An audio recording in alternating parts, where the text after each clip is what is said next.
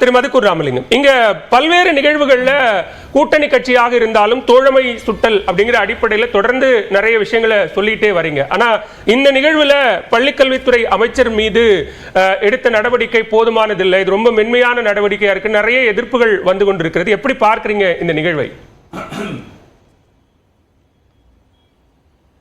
இல்ல, இது ஒரு இன்றைக்கு திமுகவினுடைய தலைவர் திரு RS பாரதி அவர்கள் ஆளுநர் தமிழ்நாட்டினுடைய கல்வித்தரம் மிக மோசமாக இருக்கிறது, நம்முடைய மாணவர்கள் 9ஆம் கிளாஸ் படிக்கிறவருக்கு இரட்டை இலக்க எண்ணை கூட படிக்க தெரியல அப்படின்னு ஒரு அவதூறை ஆசிரியர்களை வைத்துக் கொண்டு பேசியிருக்கிறார்.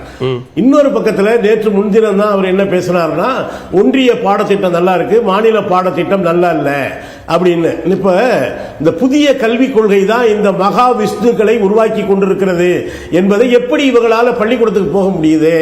அவர் பேசுறது எவ்வளவு மோசமான பேச்சு பாருங்க. அங்க என்னுடைய பிள்ளைகள் உட்கார்ந்து இருக்காங்க. இந்த நாட்டில் பெண்கள் ஒரு காலத்தில் கல்வி கற்கவே அனுமதிக்கப்படவில்லை. அந்த அசோக் நகர் பெண்கள் மகளிர் பள்ளி, அப்படியே குழந்தைகள் உட்கார்ந்து இருக்காங்க. இந்த மனிதர் பேசுகிறார், நீங்கள் அழகாக இல்லாததற்கு காரணம் நீங்கள் கடந்த பிறவியிலே செய்த பாவம், நீங்கள் இந்த பிறவியில என்ன செய்கிறீர்களோ அதை பொறுத்துத்தான் அடுத்த பிறவியிலே அழகாக இருப்பதும், மாற்றுத்திறனாளியாக பிறந்தால் நீங்கள் செய்த பாவம். அந்த இடத்திலேதான் உண்மையிலேயே தமிழ் மரபு ஒன்று இருக்கு இல்லையா, நெற்றிக் கண்ணை திறந்தாலும் குற்றம் குற்றமே என்று கடவுளை எதிர்த்து போராடிய வாதாடிய நக்கீரன் இந்த தமிழ் இலக்கியத்துக்கு சொந்தக்காரன். அந்த வகையில தான் பார்வை திறன் இல்லாத அந்த தமிழ் அறிஞர் சங்கர் அவர்கள் உடனடியாக தலையிட்டு இருக்கிறார். நீங்க தன்னம்பிக்கை உரை என்கிற பெயரில ஏன் பாவம் புண்ணியம்னு பேசுறீங்க, ஏன் முற்பிறப்புன்னு பேசுறீங்க அப்படின்னு பேசுகிற பொழுது அவர் அதை திமிராக எதிர்கொள்கிற அந்த பாணி இருக்கு இல்லையா, அவர் கேட்கிறாரு, முதன்மை கல்வி அலுவலரை விட உங்களுக்கு அறிவு அதிகமா? அப்படி ஒன்னும் அவசியம் இல்லைங்க. ஒரு ஆசிரியரை விட முதன்மை கல்வி அலுவலர் பதவியில வேணா பெருசா இருக்கலாம். இந்த இடத்துல என்ன கேள்வி வருதுன்னா, ஏன் அவர் திடீர்னு முதன்மை கல்வி அலுவலரை இழுக்கிறாரு? அவருடைய அனுமதி பெற்றுத்தான் அவர் இங்கே வந்தாரா? அசோக் நகர் பள்ளியில மட்டுமல்ல, சைதாப்பேட்டை பள்ளியிலும் இவர் இதே போன்ற உரை நிகழ்த்தி இருக்கிறார். அவர் பேசுறதெல்லாம் பார்த்தா ஒரு அபத்த குப்பை. ஒரு 10ஆம் கிளாஸ் மட்டுமே படித்த ஒரு அறவேக்காடு, ஒரு அறிவிலி எப்படி ஒரு அரசு பள்ளிக்குள்ளே போக முடியுது? அதற்கான வழியை யார் திறந்து விடுகிறார்கள்? இதற்கு சில நாட்கள் முன்னாலதான் பிள்ளையார் சதுர்த்தி, விநாயகர் சதுர்த்தி தாராளமா கொண்டாடட்டும், எந்த பிரச்சனையும் இல்லை. தஞ்சாவூர் அதுபோல புதுக்கோட்டை முதன்மை கல்வி அலுவலர்கள் பெயர்ல ஒரு சுற்றறிக்கை போகுது. அதுல என்ன இருக்கு? பிள்ளையார் சதுர்த்தியை கொண்டாடுங்க, செய்ய வேண்டியதும் செய்யக்கூடாததும்.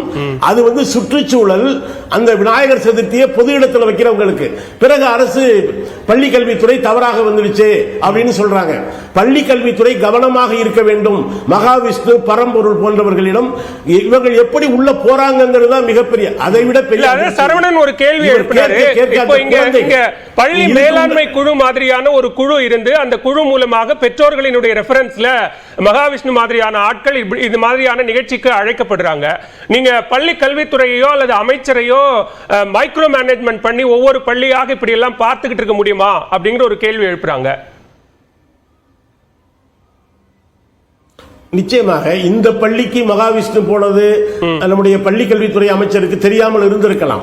ஆனா என்ன பிரச்சனை, கொஞ்ச நாளைக்கு முன்னால ஒரு பிரச்சனை வந்தது. ஒரு தனியார் பள்ளி ஒரு போலி NCC கேம்ப். பிள்ளைகள் தான் இந்த நாட்டினுடைய சொத்து, மிகுந்த கவனத்தோடு இருக்கணும். என்ன அந்த மாற்றுத்திறனாளிகளை இன்னொரு வேதம் என்ன சொல்லுது, இவங்க என்ன எனக்கு ஆச்சரியமா இருக்குன்னா, பாஜக நண்பர் மகாவிஷ்ணு நாங்க கண்டிக்கிறோங்கிறார். இன்னொரு பக்கம் பாஜக என்ன சொல்லுது, ஆன்மீகம் பேசக்கூடாது. ஏன் திருவள்ளுவர் எழுக்கிறீங்க? எப்பொருள் யார் யார் வாய் கேட்பினும் அப்பொருள் மெய்ப்பொருள் காண்பது அறிவு என்கிற திருக்குறளை சொல்லிருந்தா பிரச்சனை இல்ல. இல்ல அவரு எல்லா பேச்சையும் கண்டிக்கல. அவர் ஆசிரியர் சங்கர் குறித்து பேசியதை மட்டும்தான் கண்டிக்கிறோம் சொல்றாங்க. ஆன்மீகம் குறித்து பேசிய திருக்குறள் வலியுறுத்துவதை, திருவருட்பா வலியுறுத்துவதை பேசுனதுல என்ன தவறு? அது பேசணும் பள்ளிகள்ல அப்படின்னு தான் சொல்றாங்க. அதுல அவங்களுக்கு மாற்று கருத்து இல்ல. இல்ல இல்ல இல்ல, நீங்க ஆன்மீகத்தை கோயில்கள்ல வீடுகள்ல ஆன்மீக திருமுருக கிருபானந்த வாரியார் போன்றவர்களும் ஆன்மீகம் பேசியிருக்காங்க. தவத்திரு அடிகளார் போன்றவங்க பள்ளிக்கூடத்துல போய் பேசல. பள்ளிக்கூடத்துல அறிவியல் சொல்லிக் கொடுங்க, பகுத்தறிவு சொல்லிக் கொடுங்க. மற்ற மதம் இதெல்லாம் அவங்களுடைய சொந்த தேர்வார்கள். அப்படியே பார்த்தா கூட இவர் முற்பிறப்புல என்னமோ பெரிய இவர் மாதிரி பேசுறாரு. கண்டவர் விண்டிலர், விண்டவர் கண்டிலர் என்பதுதான் திருமூலர். நான் கடவுளை பார்த்தேன்னு சொல்ற யாரும் பார்க்கல, பார்த்தவங்க சொல்லலைங்கிறது தான் திருமூலர். உங்களுக்கு தமிழும் தெரியாது. இவங்க அரசியல் இவங்க உருவாக்குவது உண்மையான ஆன்மீகவாதிகளை அல்ல, வள்ளலாரை அல்ல, மகாவிஷ்ணு போன்ற அரை வேக்காடுகளை. நான் என்ன கேட்கிறேன், நீங்க அழகா இல்லைன்னா ஒரு பெண், என் குழந்தை அழகா இல்லைன்னா நீ முற்பிறப்புல செஞ்ச பாவம்னு சொல்றாங்களே. இதே தமிழக பாஜகவினுடைய தலைவராக இருந்த மரியாதைக்குரிய சகோதரி தமிழிசை சவுந்தரராஜன், அரசியலா அவங்களை விமர்சிப்போம், ஆனால் உருவக்கேலி செய்யவே கூடாது, தவறு. ஆனா அவங்க பலமுறை மனம் வெதும்பி சொல்லி இருக்கிறாங்க, என்ன உருவக்கேலி செய்யறாங்க, என் கருத்தை விமர்சிங்க. என்ன இந்த மகாவிஷ்ணு என்கிற மடையன் சொல்வது போல பார்த்தால் ஒரு பெண் அழகா இல்லாததுக்கு காரணம் அழகுங்கிறதே வேறங்க. அழகு என்ன, உருவம் தான் அழகு, அறிவு தானங்க அழகு. அப்ப என்ன முற்பிறப்புல செஞ்ச பாவமா? அவர் என்ன சொல்றாருன்னா, இன்னும் இது பொய். அதாவது ஒரு மந்திரத்தை சொன்னா அப்படியே பறந்து போயிடலாம். இப்ப ஆளு தலைமறைவாயிட்டதா சொல்றாங்க. எந்த மந்திரத்தை சொல்லி அவர் தலைமறைவானாரு? ஒரு மந்திரத்தை சொன்னா நெருப்பு மழை பொழியுங்கிறாரு. இதுக்கெல்லாம் என்ன ஆதாரம்? இத போய் என் குழந்தைகள்கிட்ட நீ சொல்றிய. நான் என்ன கேட்கிறேன்னா, 2 தலைமை ஆசிரியர்கள் சம்பந்தப்பட்ட பிரச்சனை மட்டும் இல்லங்க. சரி, பள்ளி கல்வித்துறையில ஏதோ சிலர்கள் ஊடுருவி இருக்கிறாங்க. பள்ளி கல்வித்துறை அமைச்சர் மிக கவனமாக, நாங்க இப்பவும் சொல்றோம், அங்க போய் பெரியாருடைய கருத்துக்களை பேசுங்கன்னு சொல்லல. பிள்ளைகள் வளர்கிற பொழுது அவங்க புரிஞ்சுக்குவாங்க, முற்போக்க புரிஞ்சுக்குவாங்க. இந்த மகாவிஷ்ணுகள் எப்படி உள்ளே நுழைகிறார்கள் என்பது குறித்து கவனம் இருக்கணும். ஒரு அழுக்கான அருவருப்பான தமிழ் மரபுக்கு எதிரான ஒருவரை இவங்க சப்போர்ட் பண்றாங்கன்னா, நான் உள்ளே ஒன்று சொல்றேன், மத்திய அரசு ஒன்றிய அரசு சொல்கிற புதிய கல்விக் கொள்கை மகாவிஷ்ணு. ஏன்னா அவங்க கல்விக் கொள்கையிலேயே தன்னார் ஆசிரியர்களை விட தன்னார்வலர்களை உறுதியா இருக்கிறோம்.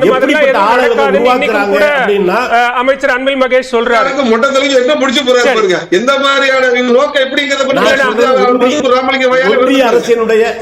தேசிய கல்விக் கொள்கை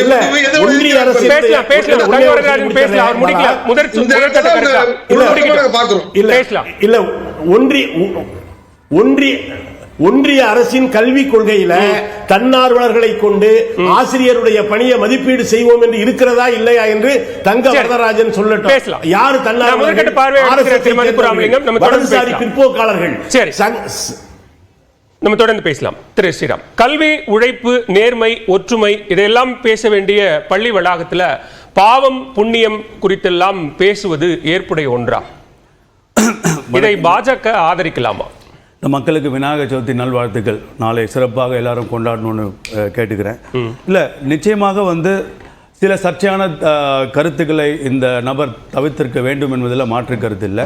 அதெல்லாம் சில விஷயங்களை அவர் தவிர்த்திருக்க வேண்டும். நீங்க சர்ச்சையான கருத்துங்கிறதை எது வரைக்கும் பிராக்கெட் பண்ணிக்கிறீங்க? மாற்றுத்திறனாளிகளை அந்த மாதிரி பேசியிருக்க கூடாது. நிச்சயமாக அழகை பற்றி பேசக்கூடாது. அழகு என்பது உள்ளழகு, மன அழகு தான் முக்கியமே தவிர தோற்றம் என்பது என்னை பொறுத்த வரைக்கும் அது நிறமாக இருந்தாலும் சரி, முகமாக இருந்தாலும் சரி, அதெல்லாம் நான் ஏற்றுக்கொள்வதில்லை. ஸோ அந்த கருத்தை அவர் நிச்சயமாக தவிர்த்திருக்க வேண்டும் என்பது என்னுடைய எண்ணம்.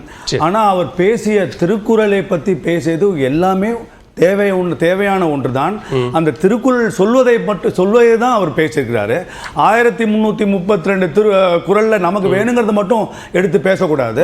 அவர் மழை பொழியும், அவர் பேசி எரியும், காத்துல பரப்பும் அப்படிங்கறதெல்லாம் திருக்குறள் இருக்கு. உங்களுக்கு படிச்சு காட்டுறேன், நிச்சயமா படிச்சு காட்டுறேன். என்ன திருக்குறள் சார்? ரீபர்த்தும் கொடுங்க, இப்பதானே ஆரம்பிச்சிருக்கேன். மறுபிறவி பத்தும் திருக்குறள்ல இருக்கு, அதை பத்தியும் தான் படிச்சிருக்கு. ஒழுக்கமான வாழ்க்கையை பத்தி சொல்லியிருக்காரு, நேர்மையான வாழ்க்கையை பத்தி சொல்லியிருக்காரு, பற்று